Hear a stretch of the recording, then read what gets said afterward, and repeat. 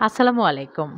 আজ আপনাদেরকে টুনাটুনির ঘর থেকে ইলিশ মাছের লেজের ভর্তা তৈরি করে দেখাবো। এটা কিন্তু মাওয়া ঘাটের খুবই জনপ্রিয় একটা রেসিপি। অনেক দূর-দূরান্ত থেকে মাওয়া ঘাটে ভিড় জমায় এই ইলিশের লেজের ভর্তা খাওয়ার জন্য। তো এটা আমরা যদি ঘরেই তৈরি করে নিতে পারি তাহলে কেমন হয় বলেন তো? খুবই জমে যাবে। তো আমি এখানে ২ টো ইলিশ মাছের লেজ নিয়েছি। আর সাথে নিয়েছি শুকনা মরিচ পরিমাণ মতো, পেঁয়াজ কুচি, একটু সামান্য হলুদের গুঁড়া, ধনিয়া পাতা কুচি আর নিয়েছি রসুনের আচার। যদি রসুনের আচার না থাকে তাহলে যেকোনো আচারে সামান্য একটু তেল মশলা দিয়ে দিবেন। আর ৪-৫ কোয়া রসুন সরিষার তেলে ভেজে নেবেন তাহলেই হবে। এখানে যে পেঁয়াজ কুচিটা নিয়েছিলাম সেটাকে শিলপাটা এভাবে ছেঁচে নিতে হবে, তাহলে খেতে বেশি ভালো লাগবে। কারণ মাওয়া ঘাটে যেই পেঁয়াজটা ওরা ব্যবহার করে তারা কিন্তু হামানদিস্তায় দিয়ে খুব ভালো করে ছেঁচে নেয়। মানে তাদের আয়োজনটাই আসলে অন্যরকম থাকে। তো দেখলেন তো এখানে লেসটাকে সামান্য একটু স্বাদমতো লবণ আর হলুদ দিয়ে মেখে নিয়েছি। এবার একটা প্যানে দিয়ে দিয়েছি সরিষার তেল। প্রথমেই আমি শুকনা মরিচটা ভেজে নেব।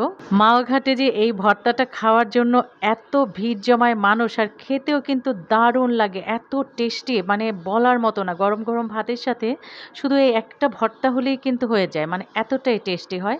আর ওদের আয়োজনটা যদি দেখেন যে কি যে মজা করে, কি যে সুন্দর করে, এত ভিড়, মানে কি বলবো, মানে এটা বলা যাবে না।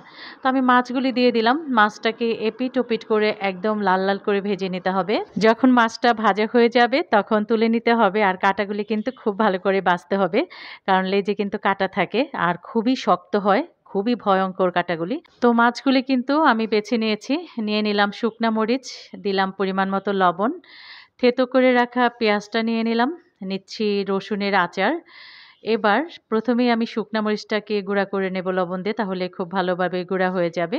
তারপরে একে, একে সবকিছুই কিন্তু মিশিয়ে নিতে হবে। সরিষার তেল দিতে হবে। আর দিতে হবে লেজ ভেজে রাখা যে তেলটা ফ্রাই প্যানে রয়ে গেছে সেই তেলটা। এটা কিন্তু অবশ্যই দিয়ে দিবেন। না হলে কিন্তু ভর্তার আসল টেস্ট আসবে না। মাওয়া ঘাটে তো বড় তাওয়ার মধ্যে এই মাছগুলি ভাজতে থাকে আর চামচ দিয়ে নিয়ে ভর্তার ভিতরে দিতে থাকে। কি যে ঘ্রাণ বের হয়, মানে খুবই লোভনীয়। তো আশা করছি আজকের রেসিপি আপনাদের ভালো লেগেছে। যারা YouTube থেকে আমার ভিডিওটি দেখছেন প্লিজ, প্লিজ, প্লিজ আমার চ্যানেলটিকে সাবস্ক্রাইব করে আমার পাশে থাকবেন, আমাকে সাপোর্ট করবেন, লাইক কমেন্টস করবেন। আর যারা Facebook থেকে দেখছেন পেজটাকে ফলো দিয়ে একটা লাইক দিয়ে দিবেন। আল্লাহ হাফেজ।